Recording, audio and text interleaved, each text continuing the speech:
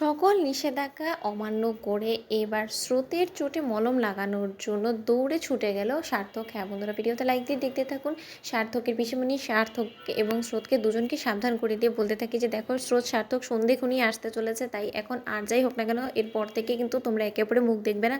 আর সার্থক, তোকে আমি ভালো ভালো বলে দিচ্ছি যে আমি খুব ভালো করে জানি তুই এই আচার অনুষ্ঠান কোনো কিছুতেই বিশ্বস্ত না, কিন্তু তার থেকেও বড় কথা আমরা হাজার হোক এই সব কিছুতেই বিশ্বাস করি। আর তার জন্য আমি বলছি যে স্রোত, ও তো খেয়াল রাখবে না, তুমি একটু অন্তত এই দিকটা খেয়াল রাখার চেষ্টা করে দিই। কথা বলা মাত্র স্রোত বলতে থাকে যে পিসিমণি তুমি একদম টেনশন করো না, সার্থক স্যারের যেটাতে মঙ্গল হবে আমি সেটাই করব। আর সার্থক স্যার যদি এই নিয়মটা মানতে না রাজি হয় তাহলে কি করে মানাতে হয় সেই ব্যবস্থাও আমার জানা আছে। এই কথা বলা মাত্র সার্থক বলতে থাকে যে এই তুমি আমাকে হুমকি ধামকি দিচ্ছ, তুমি কি মনে করছো যে আমি তোমার কথায় উঠবো বসবো? আমি কিন্তু একদম সেরকম বন্যা, আর তুমি একদম আমাকে আর 4-5টা ছেলের সাথে গুলিয়ে ফেলো না। তার থেকেও বড় কথা, তুমি কিন্তু ভুলে যেও না যে আমি কিন্তু তোমার প্রফেসর। তখন এই কথা বলা মাত্র সার্থকের পিসিমণি বলতে থাকে যে এই তুই বাড়ির ভিতরে আবার ওর কিসের প্রফেসর বলতো?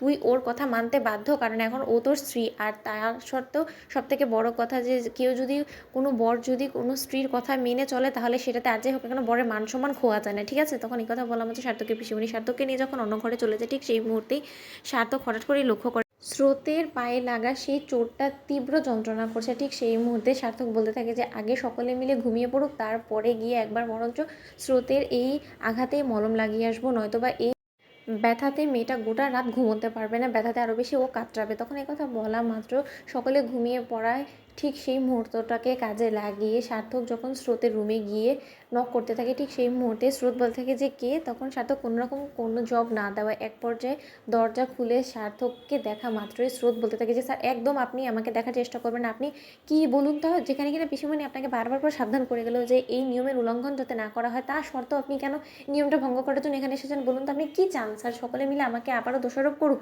আমাকে 2-4টা কথা শোনাক, তাহলে আপনি শান্তি পাবেন? তখন এই কথা বলা মাত্র সার্থক স্রোতের মুখ চেপে ধরার বলে থাকে যে তোমার কি মাথা খারাপ হয়ে গেছে? এরকম চিৎকার চাচামেচি করছো কেন বলো তো? সারের মতো রাত বিরাতে এরকম করে চিৎকার করলে সকলে চলে আসবে না?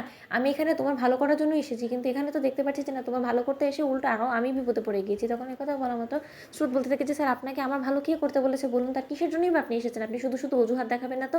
আপনি কী চান? তখন সার্থক বলতে থাকে যে তুমি ভুলে যাও না যে যে রুমটাতে তুমি এই মুহূর্তে রয়েছো না, সেই রুমটা আমার, তাই এই রুমে আসার আমার অধিকার যথেষ্ট পরিমাণে আছে। তার জন্য তোমার পারমিশন নেওয়ার কোনো প্রয়োজন নেই। নিহাতি আজকে তুমি এই ঘরে রয়েছো বিধায় আমাকে ও ঘরে থাকতে হচ্ছে, নয়তো আমি এই ঘরেই ঘুমোতাম। তখন এই কথা বলা মাত্র সার্থক স্রোতকে জোর করে কোলে তুলে নিয়ে ওর পায়ে মলম লাগাতে থাকে আর বলতে থাকে যে এই ব্যথায় যদি এখনো পর্যন্ত তুমি মলম না দাও না, তাহলে আর যাই হোক না কেন কাল দেখবে তুমি নিজের পায়ে হাঁটতে পারছো না। তখন এই কথা বলা মাত্র স্রোত বলতে থাকে যে স্যার এর জন্য আপনি এতটা কাঠখড় পুড়িয়ে এখানে এসেছেন? ওদিকে স্রোত ঘুমটা দিয়ে বসে থাকে, বলতে থাকে স্যার আমি আপনার অমঙ্গল চাই না। তো বন্ধুর ভিডিওটি ভালো লাগলে আমি শেয়ার সাবস্ক্রাইব করতে ভুলো না।